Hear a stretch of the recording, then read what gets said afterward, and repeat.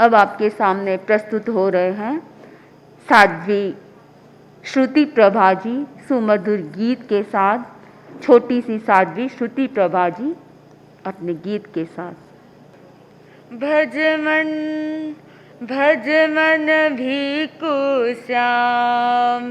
श्याम विघ्न हरे आनंद करे।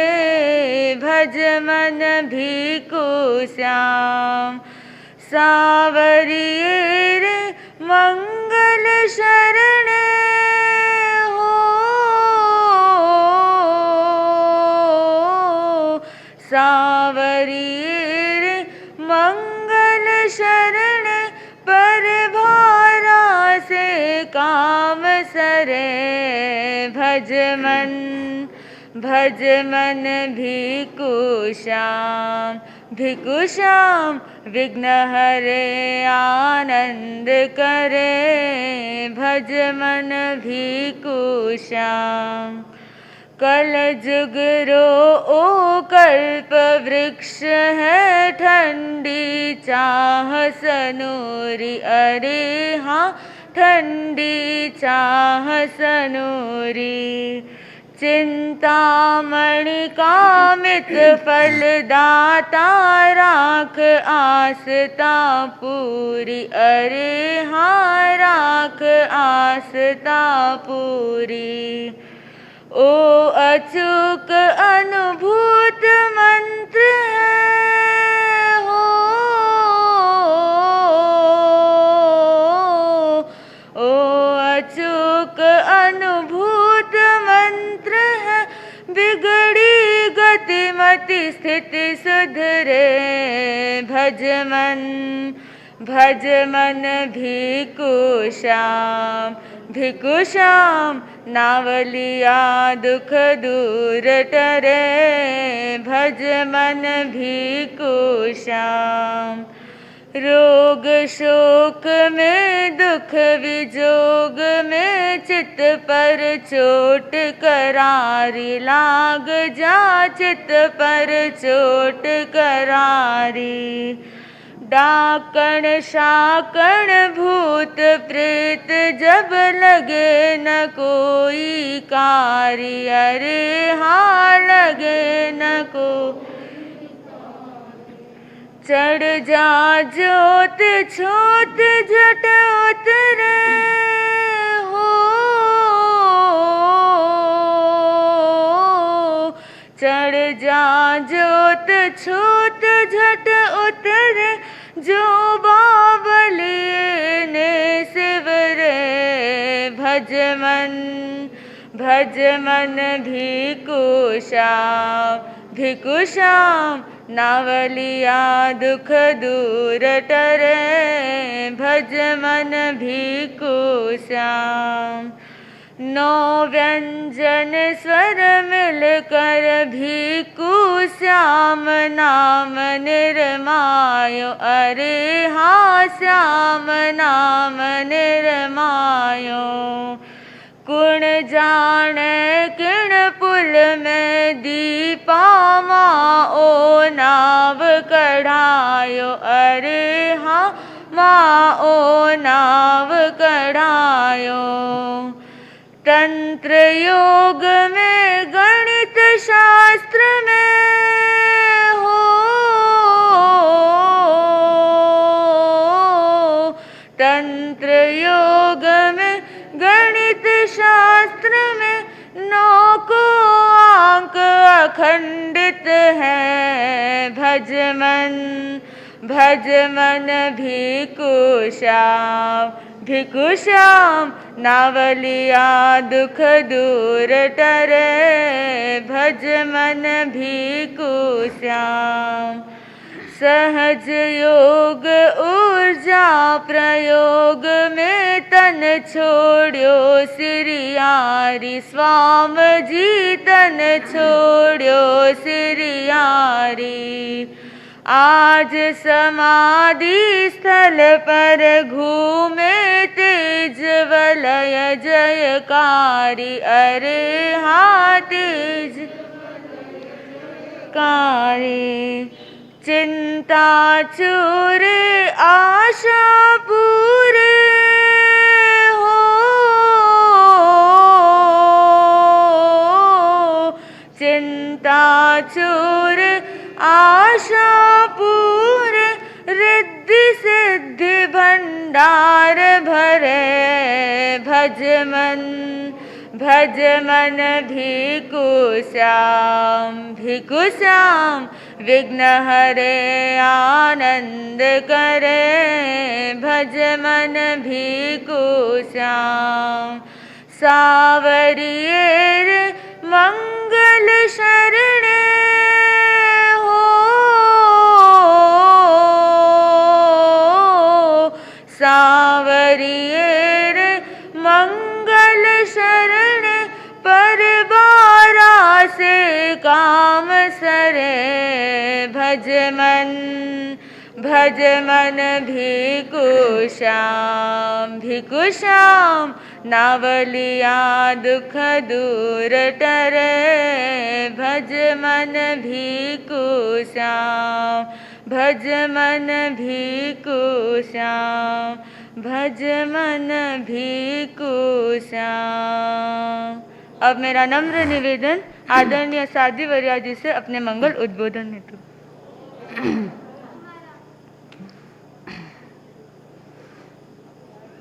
जहाँ निसंते तव नच्ची माली, पभासई केवल भार हम तो, एवायरियो सुयशील बुद्धिये, वीरायई सुर मध्येव इंदो, वीरायई सुर मध्येव इंदो।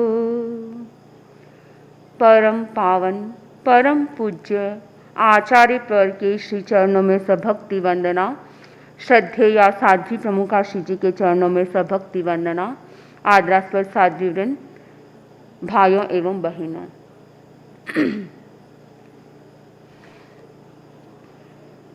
सम्यक्त्व की बात कर रहे थे। सम्यक्त्वी कौन है, उसकी पहचान कैसे करें, उसके बारे में हम बता रहे थे। कल हमने चर्चा की थी कि सम्यक्त्वी की पहचान का पहला लक्षण है सम। दूसरा लक्षण सम्यक्त्वी की पहचान का संवेग। तो आज का विषय है हमारा श्रावक संबोध ग्रंथमाला के अंतर्गत सम्यक्त्वी की पहचान संवेग। मैं अपनी बात एक प्रसंग से शुरू करूं। एक कवि ने सुंदर लिखा है, गली गली गोरस फिरे, गली गली गोरस फिरे, मदिरा बैठी बिकाए, मदिरा बैठी बिकाए। बड़ी मार्मिक बात कही है कि गोरस यानी दूध, एक ग्वाला ग्राम से दूध लेकर आता है और उस दूध को, कोई 4-5 किलो दूध होता है, उस दूध को बेचने के लिए वह गली गली घूमता है, घर घर घूमता है, तब जाकर कहीं उसका दूध बिकता है। अर्थात उसे बहुत प्रयास करना पड़ता है केवल 4-5 किलो दूध बेचने के लिए। एडवर्टाइजमेंट करनी पड़ती है दूध बेचने के लिए। इतना सा दूध बेचने के लिए तो उसे गली गली घूमना पड़ता है।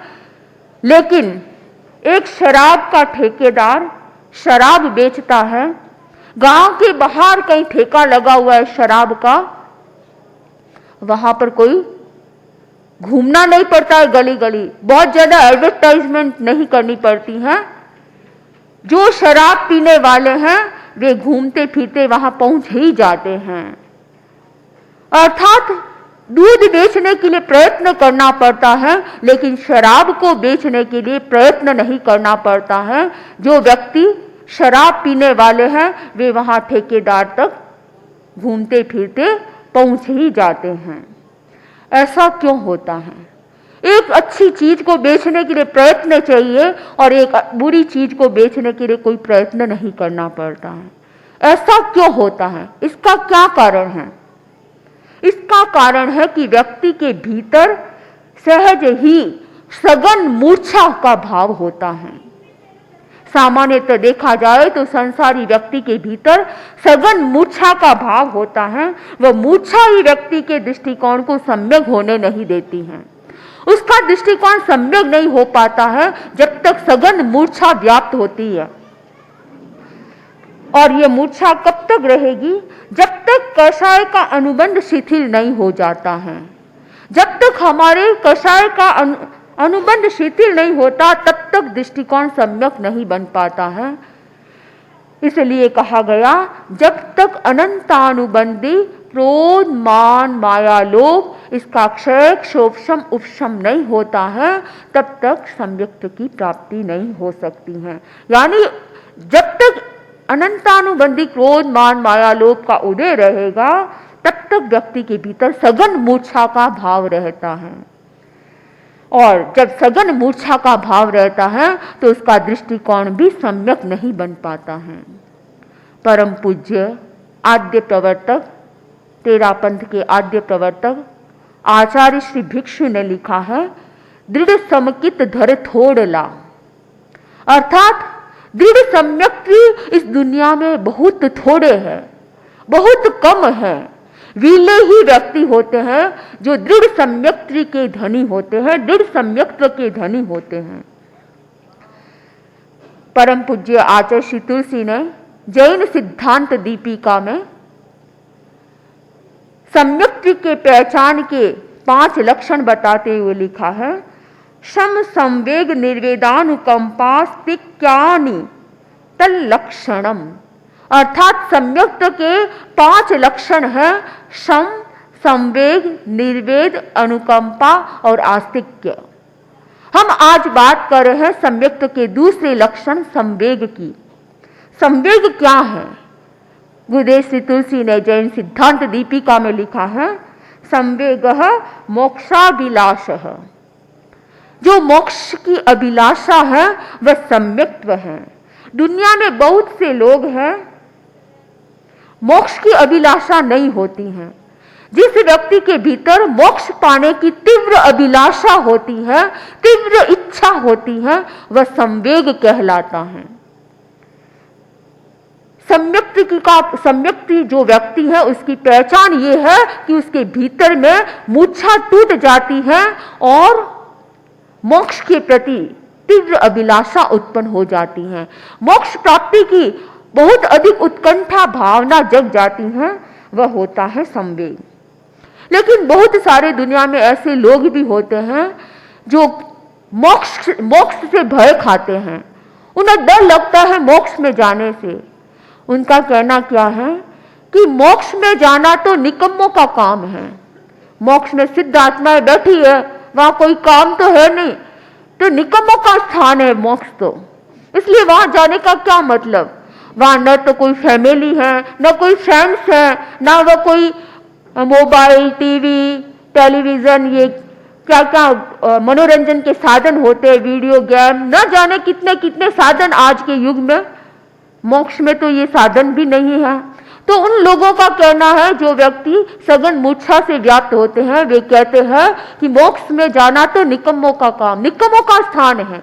इसलिए वहां जाने से क्या मतलब? ना वहां तो कोई मनोरंजन के साधन ही नहीं है, वहां जाना तो अच्छी बात नहीं है, इसलिए वहां जाकर करेंगे क्या? खाली बैठे रहना कोई मतलब नहीं। ऐसी भावना किसके भीतर होती है? जिसके भीतर में, जिसकी आत्मा में सघन मूर्छा व्याप्त होती है। लेकिन इसके विपरीत एक सम्यक्ति जीव होता है, वह सच्चाई को जान लेता है भली भांति कि इस दुनिया में जो भी दिखाई दे रहा है, जो कुछ हम भोग रहे हैं, सब दुख ही दुख है। भगवान महावीर ने कहा, उसका वह चिंतन करता है सम्यक्ति जीव, जन्म दुखम जरा दुखम रोगाय मरणाणीय अहो दुखो संसारो जत्थ की संति जंतो। अर्थात जन्म दुखम यानी जन्म दुख है, ऐसा कौन चिंतन करता है? जो सम्यक्त जीव है वह ऐसा चिंतन करता है कि जन्म दुख होता है। जब व्यक्ति जन्म लेता है, आप जानते हैं कि महिलाएं बच्चों को पैदा करती हुए जान सकती है कि किस प्रकार स्वयं दुख को भोगती है, और जो बच्चा गर्भ में रहता है वो कितना दुख भोगता है, कितना उसे कष्ट सहन करना पड़ता है।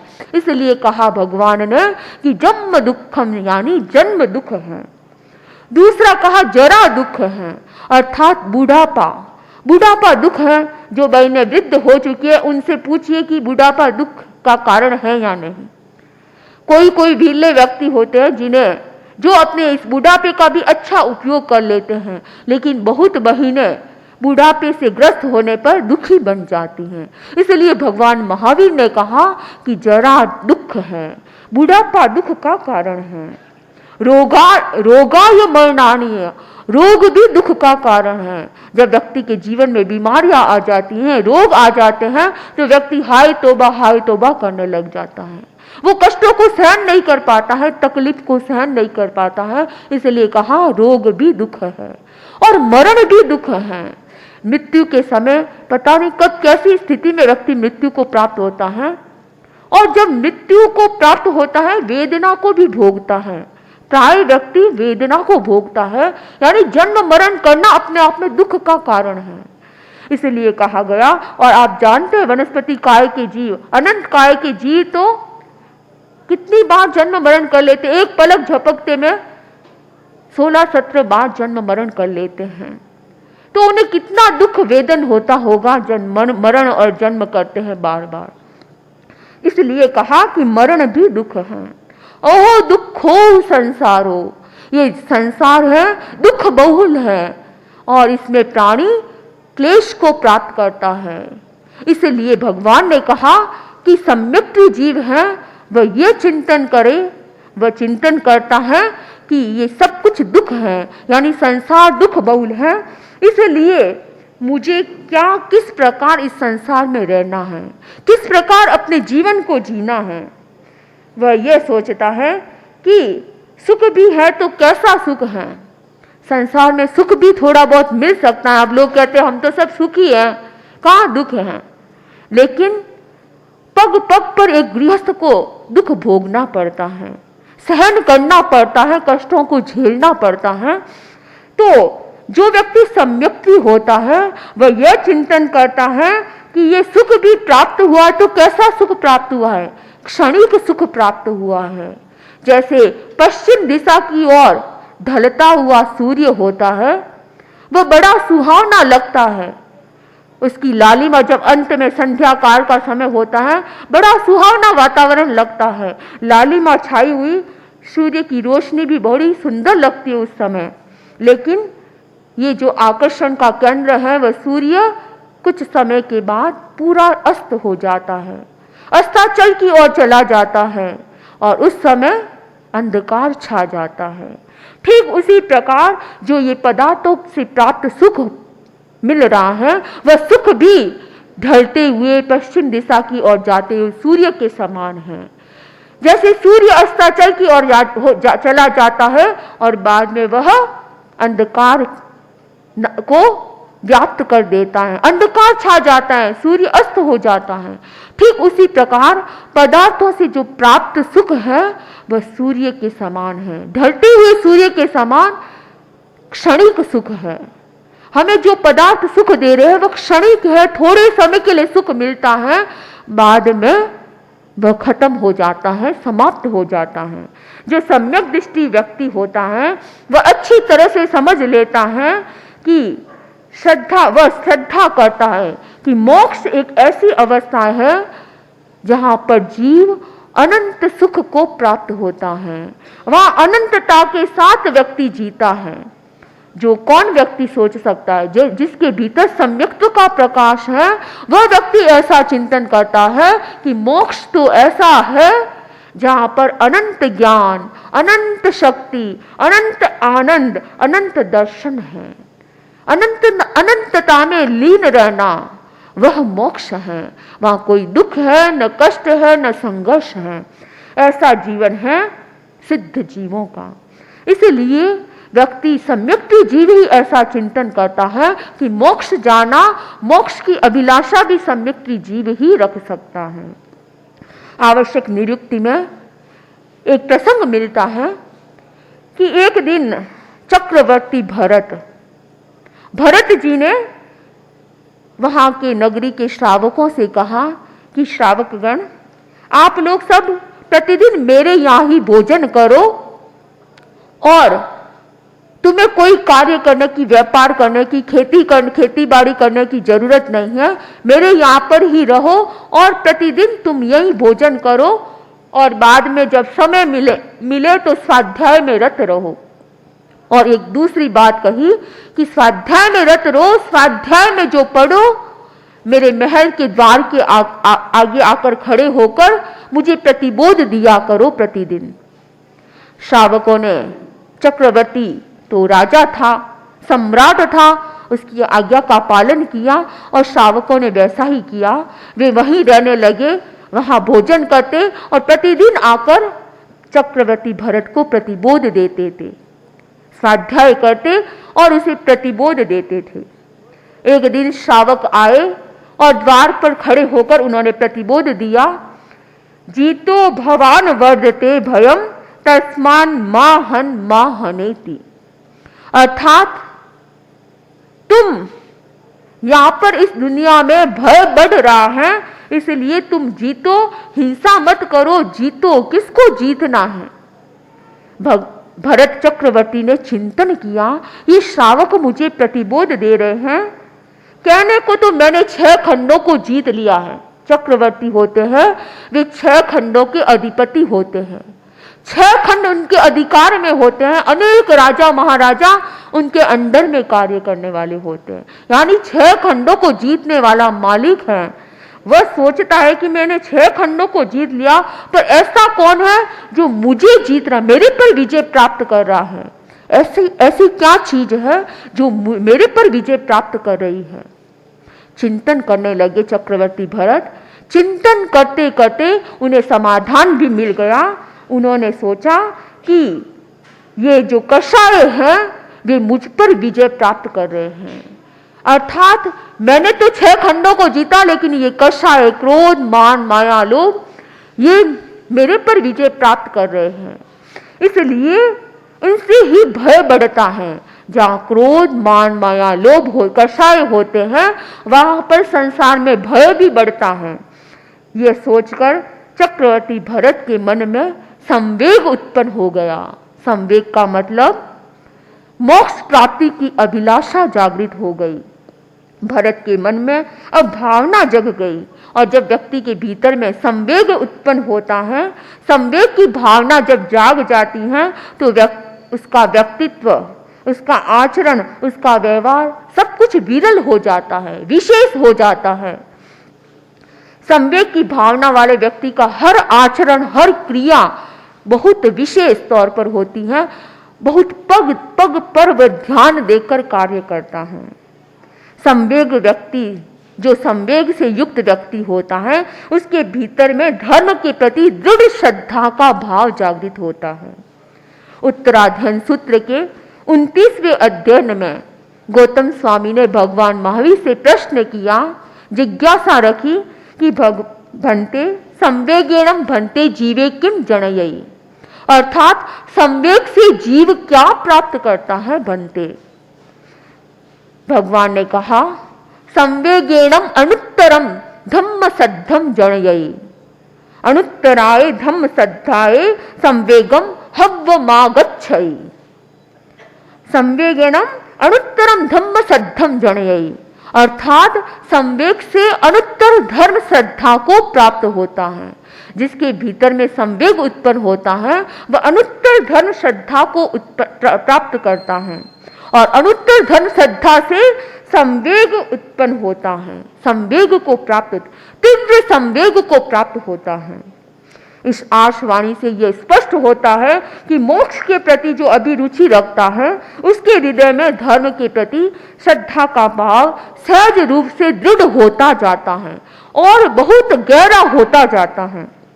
कई बार धर्म के प्रति दृढ़ आस्था, अनुत्तर श्रद्धा से एक दिन संवेग प्राप्त हो भी जाता है। मोक्ष की भावना उसी में पैदा होती है जिसकी धर्म के प्रति श्रद्धा होती है। संवेग की इतनी चर्चा के बाद मन में प्रश्न उठता है कि धर्म की श्रद्धा क्या है।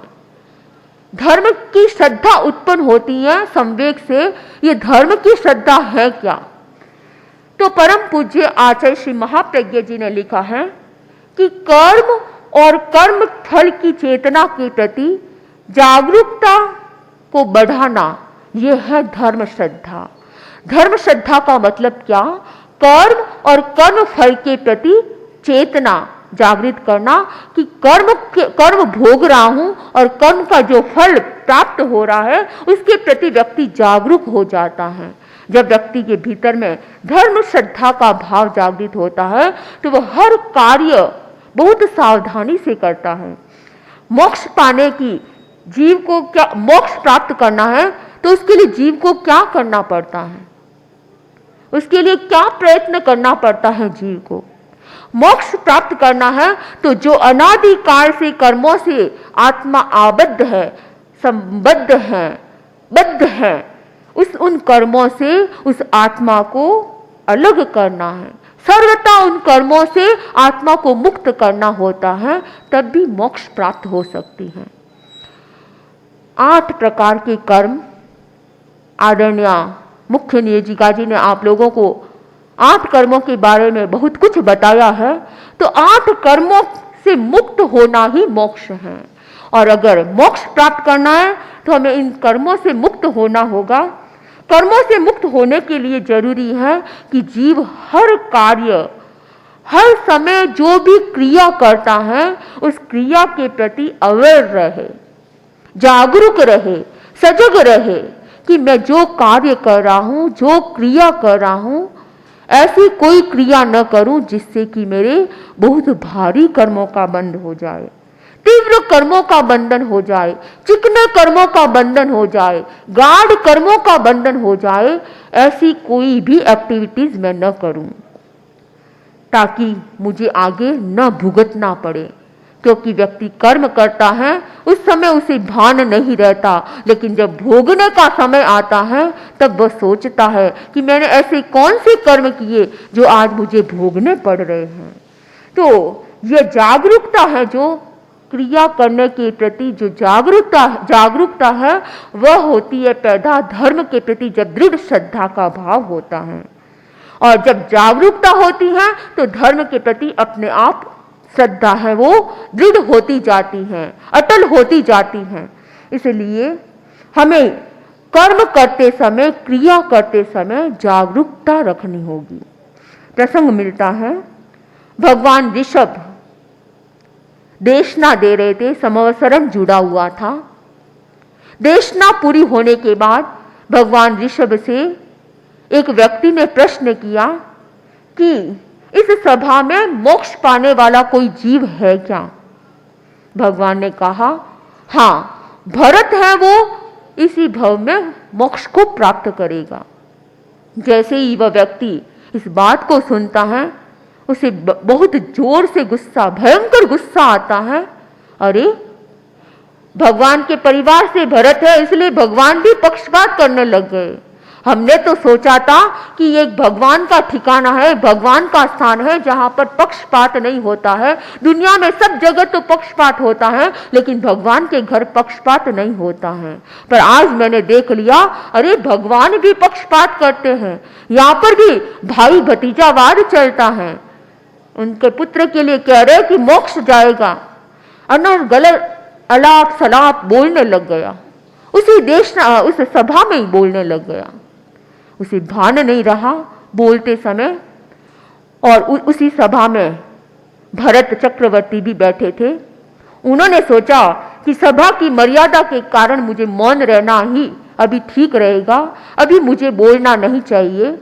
और इस भावना से सभा में वे भरत नहीं बोलते हैं, लेकिन अपने अधिकारियों से कहा कि ये व्यक्ति जैसे ही समवर्षण से बाहर आए, इसे बंदी बनाकर मेरे सामने उपस्थित करना है। इसने कितनी आशातना की है, भगवान का अपमान किया है। जैसे ही बाहर निकला वह व्यक्ति, अधिकारियों ने उसे पकड़ा, कैदी बनाकर राजमहल में भरत चक्रवर्ती के सामने उपस्थित किया। अब जैसे ही राजमहल ने भरत के सामने, राजा के सामने प्रस्तुत किया गया, वो कांपने लगा, डरने लगा कि अब क्या होगा।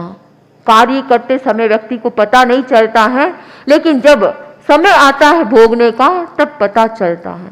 अब व्यक्ति डरने लगा।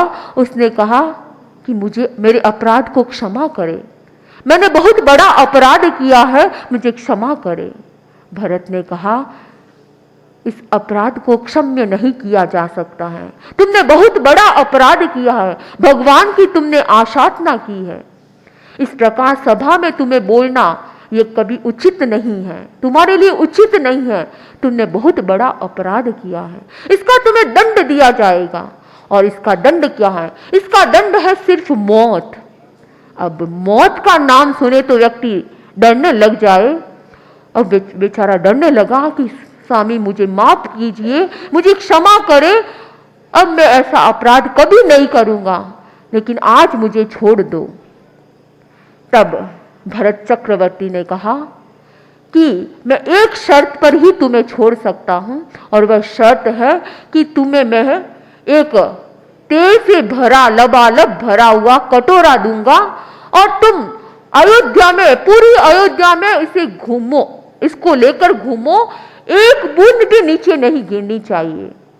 अगर एक भी बूंद नीचे गिर गई तो तुम्हारे साथ 2 मेरे संरक्षक चलेंगे, आरक्षक चलेंगे, उनके हाथ में नंगी तलवार रहेगी, और जब एक बूंद भी नीचे गिरा तो तुम्हें तुम्हारे शरीर से, गर्दन से, धड़ से अलग कर दिया जाएगा इस तलवार से। व्यक्ति कितना डर जाए, मौत सामने नाचती है तो व्यक्ति डरने लग जाता है। अब वह व्यक्ति कांप रहा था, और लबालब भरा हुआ तेल का कटोरा पूरे नगरी में, यहां से यहां रूम में ही नहीं घूमना है, पूरी अयोध्या नगरी में घूमना है। और उसने क्या किया, भरत चक्रवर्ती ने पूरी नगरी में गाजे बाजे उत्सव मनाया, उत्सव सा माहौल बना दिया। गाजे बाजे बज रहे हैं, कई गीत चल रहे हैं, कई नाटक चल रहे हैं, पूरा माहौल उत्सव का माहौल बना दिया। और उस माहौल में तेल का लबालब भरा हुआ कटोरा लेकर घूमना, और पास में 2 नंगी तलवारें साथ में चल रहे हैं। अब इतने ध्यान से वो पैर पग पग पर चलते चलते ध्यान देकर चल रहा है कि कहीं एक बूंद भी मेरे से गिर न जाए। केवल उसकी दृष्टि उस कटोरे पर, और पूरी अयोध्या नगरी में घूमते घूमते वह भरत चक्रवर्ती के महल तक पहुंच जाता है। बड़ा खुश होता है, प्रसन्न हो जाता है कि मैं मृत्यु से बच गया, मौत से बच गया। भरत चक्रवर्ती ने से कहा कि अब मुझे छुट्टी दे, मैंने जो आपने शर्त रखी वो शर्त को पूरा कर दिया है, अब मुझे आज्ञा दे, मैं अपने स्थान पर जाऊं। भरत चक्रवर्ती ने कहा, तुम्हें मौत के भय से मैं मुक्त करता हूं, लेकिन मैं तुम्हें एक बात पूछना चाहता हूं कि तुम इतनी देर तक नगरी में घूमे हो, और नगरी में बहुत उत्सव मनाए जा रहे थे, गाजे बाजे चल रहे थे, नाटक चल रहे थे, तुमने कुछ देखा होगा, तुम्हें उसमें से कौन सी चीज पसंद आई? उसने कहा, राजन क्या कह रहे आप, गाजे बाजे उत्सव? मैंने कोई उत्सव नहीं देखा, कोई गाजे बाजे नहीं देखे, कोई नाटक नहीं देखा।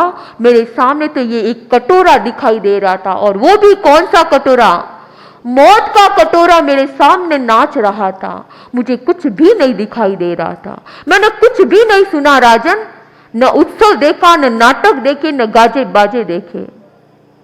भयभीत था, इसलिए कुछ भी नहीं दिखाई दे रहा था। जिस प्रकार भरत चक्रवर्ती ने कहा, देखो तुम्हें तो एक तेल का कटोरा भर के दिया था, और तुम्हारे सामने मौत नाचने लग गई। तुम ये सोचो, आज एक दिन के लिए तुम्हारे सामने मौत नाचने लग गई, और मैं प्रतिदिन ऐसा चिंतन करता हूं कि मेरे सामने मौत नाच रही है, मैं राजा हूं, राजा होने के नाते मुझे राज्य को संभालना है, लेकिन मैं ऐसा कोई कर्म न करूं जिससे भारी कर्मों का बंधन हो जाए। इस बात के लिए मैं हमेशा जागरूक रहता हूं, हमेशा सजग रहता हूं, कोई ऐसे कर्मों का बंधन न हो जाए जिसे भोगना बहुत भारी पड़ जाए। मेरे सामने तो हमेशा मौत नाचती है, तो भगवान ने यदि ये कहा कि भरत मुक्त मोक्षगामी है, इसी भव में मोक्ष जाने वाला है, तो भगवान ने कोई गलत नहीं कहा है। उसे समझ में आ गया व्यक्ति को कि वास्तव में जिस व्यक्ति के सामने मौत नाचती है, यदि व्यक्ति हमेशा यह चिंतन करता है कि मेरे सामने मृत्यु है, कभी भी यमराज आकर ये काल मुझे कभी ले जा सकता है, तो व्यक्ति सजग बन सकता है।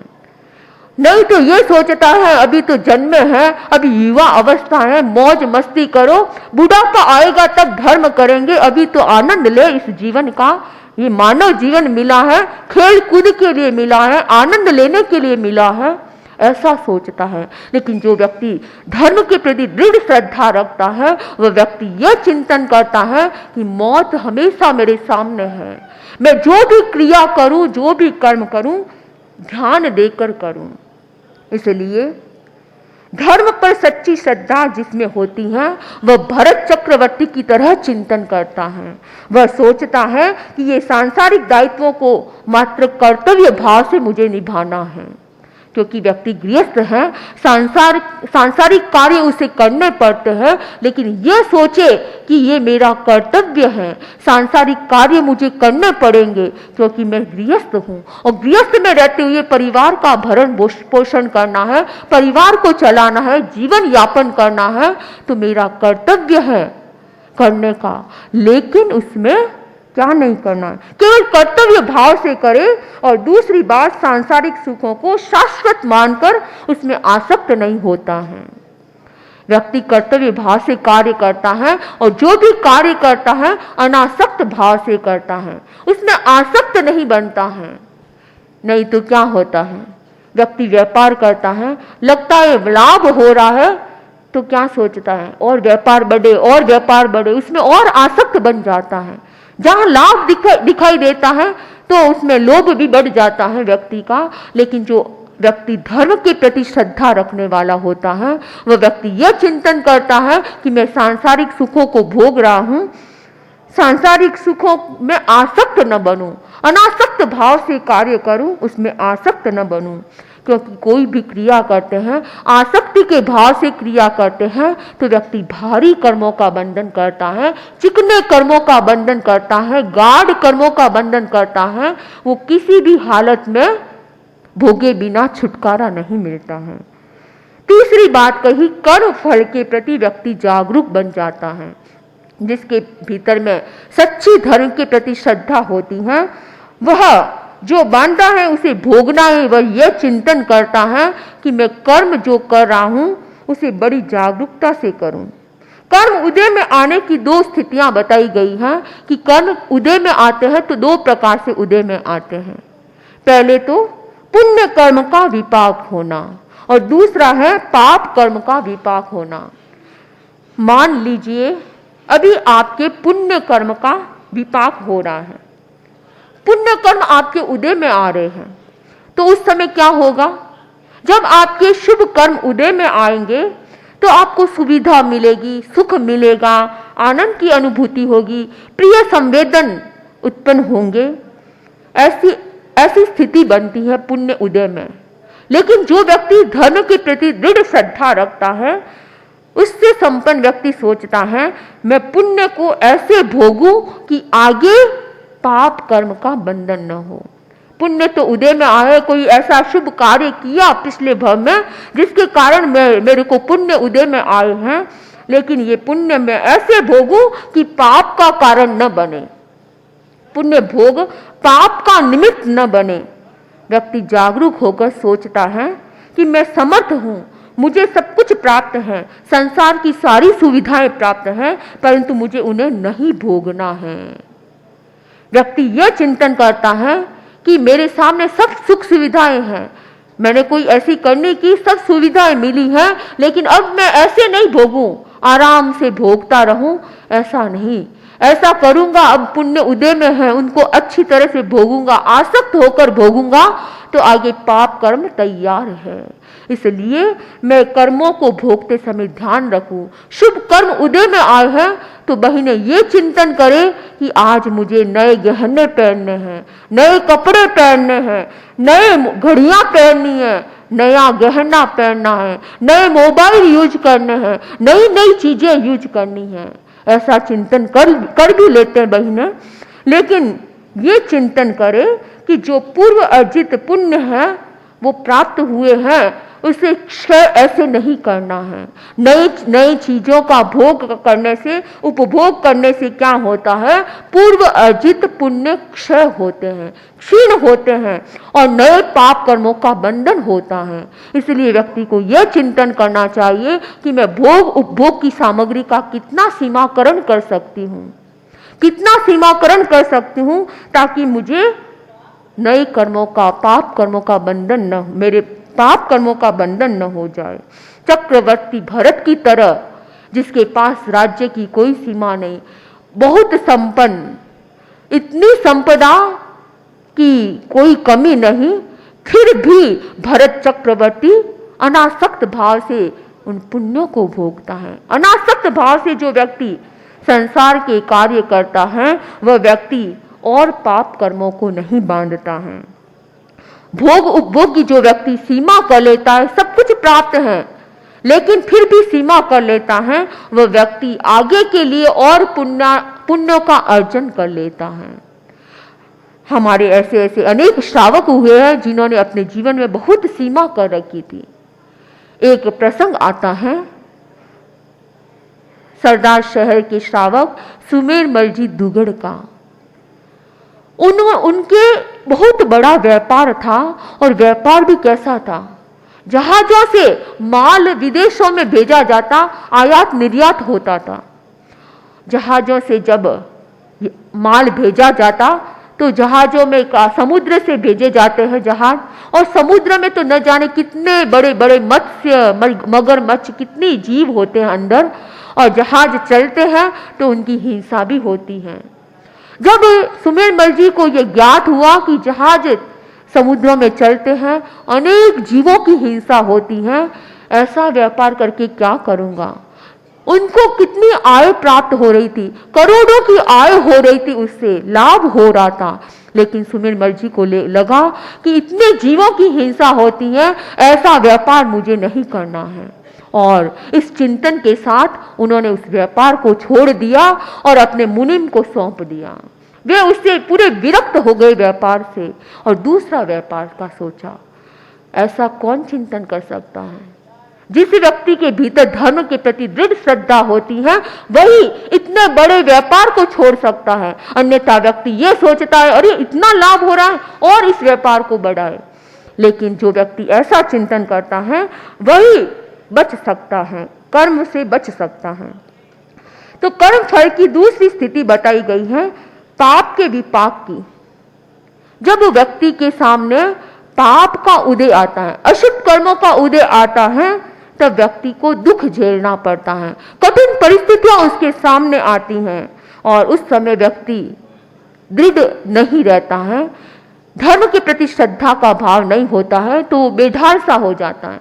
जैसे ही सामने परिस्थितियां आई, दुख आया, विघ्न आए, बाधाएं आई, वह निढाल सा हो जाता है, दुखी बन जाता है। लेकिन जिसके भीतर में धर्म के प्रति श्रद्धा होती है, वह उन विकट परिस्थितियों में भी जागरूक बन जाता है, चिंतन करता है कि ये अशुभ कर्म किए हैं, उसका फल मुझे मिल रहा है, लेकिन मैं उसे संभाव से सहन करूंगा। और जो व्यक्ति यह चिंतन करता है इसे संभाव से सहन करना है, वही व्यक्ति धर्म के प्रति दृढ़ परिणाम रख सकता है। धर्म के प्रति जिसके दृढ़ परिणाम होते हैं, वह दुख सुख में संभाव रखता है, समता में लीन रहता है। वह व्यक्ति सोचता है कि धर्म श्रद्धा के दो परिणाम होते हैं। जिस व्यक्ति के भीतर में धर्म के प्रति श्रद्धा जागृत होती है, वह ज्ञान चेतना उसके भीतर जागृत हो जाती है, और कर्म चेतना और कर्म को भोगने की चेतना के प्रति भी वह जागरूक बन जाता है। कर्म को भोगना है, लेकिन वह बहुत जागरूकता से भोगता है। कर्मों को कैसे भोगना बहुत बड़ी कला है। जो व्यक्ति कर्मों को भोगता है उसे किस प्रकार भोगना है, इसका बहुत बड़ा सुंदर एग्जाम्पल है गज सुकुमार मुनि का। गज सुकुमार मुनि के सामने पाप कर्म का उदय आया था। उन्होंने मुनि जीवन को स्वीकार किया। अरिष्टनेमि स्वामी के पास, भगवान अरिष्टनेमि के पास दीक्षा ग्रहण की और दीक्षा ग्रहण करके उन्होंने आज्ञा ली कि मैं शमशान में साधना करना चाहता हूं। प्रथम दिन के दीक्षित नव दीक्षित मुनि और शमशान में साधना करने के लिए जाते हैं, लेकिन पहले दिन ही क्या घटित हुआ? सोमिल ब्राह्मण ने क्या किया? अंगारों की पाल बनाई, मिट्टी की पाल, और वह गज सुकुमार मुनि के सिर पर रख दी, बांध दी, और उससे अंगारों से क्या होगा? शरीर खटबट खटबट सीजने लगा। और उस वेदना को मुनि कैसे सहन कर रहे हैं, वे क्या चिंतन करते हैं? गुरुदेव श्री तुलसी ने गीत में लिखा है, रे रे चेतनिया तनिया मत ना हो अधीर, रे रे चेतनिया तनिया मत ना हो अधीर, तू ही कब ही किण ही रे करी हूँ सी पीर, आहे सोल आना साच जो ही करे सो भरे, धन्य गज सुकुमार मुनि ध्यान धरे। तो ऐसा चिंतन करते हैं कि ये तो मैंने कोई पिछले भव में ऐसा कार्य किया है, पूर्व जन्मों में ऐसा कोई कार्य किया है, उसके कारण आज मुझे ये फल मिल रहा है। वो दूसरों पर ब्लेम नहीं लगाता है कि सोमिल ब्राह्मण ने ऐसा किया, वो यह चिंतन करता है मैंने ऐसे कर्म किए, आज उदय में आए, उसे मुझे समता भाव से सहन करना है। और ये तो मेरा उपकारी है जिसने मेरे माथे पर मिट्टी की पाल बांधी है, अंगारे लगाए हैं, ये मेरा उपकारी है। कभी मैंने ऐसे कर्म बांधे, उसको मैं भोग रहा हूं, ये अब मैं कैसे भोगूं? कर्म माल पार करण बनियो है दलाल, ये तो मेरा दलाल बना है। कर्मों के माल को पार करने के लिए दलाल बना है। दलाल क्या करता है? माल को आगे भेजता है। वैसे ये मेरे कर्म के माल को आगे पार कर रहा है, और ये पार हो जाएंगे तो मैं अपने मुक्ति का भरण कर पाऊंगा। और फर्स्ट दिन दीक्षा ली, ऐसे नव दीक्षित मुनि ने पहले दिन दीक्षा ली और उसी दिन संभाव से वेदना को सहन करके मुक्ति धाम को प्राप्त कर लिया। तो जो व्यक्ति कर्म फल को भोगते समय ऐसा चिंतन करे, पाप कर्म उदय में आए तब ऐसा चिंतन करे कि ये मेरे ही किए हुए कर्मों का मैं फल भोग रहा हूं। जो व्यक्ति ऐसा चिंतन करता है वही जिसके भीतर में धर्म के प्रति श्रद्धा जागृत होती है, और धर्म के प्रति जिसके भीतर में श्रद्धा जागृत होती है उसके भीतर में संवेग लक्षण व्याप्त हो जाता है, सम्यक्त्व का प्रकाश जागृत हो जाता है। तो सम्यक्त्व का दूसरा लक्षण है संवेग, मोक्ष के प्रति अभिलाषा, तीव्र अभिलाषा हमारे सबके भीतर उत्पन्न हो और एक दिन हम भी इस लक्षित मंजिल को प्राप्त कर सके। इन्हीं भावों के साथ ओम अरहम। मंगल पाठ। चत्तारि मंगलम अरहंता मंगलम सिद्धा मंगलम साहू मंगलम केवली पन्नत्तो धम्मो मंगलम अरहंता लोगुत्तमा सिद्धा लोगुत्तमा साहू लोगुत्तमा केवली पन्नत्तो धम्मो लोगुत्तमो अरहंते शरणं पवज्जामि सिद्धे शरणं पवज्जामि साहू शरणं पवज्जामि केवली पन्नत्तं धम्मं शरणं पवज्जामि।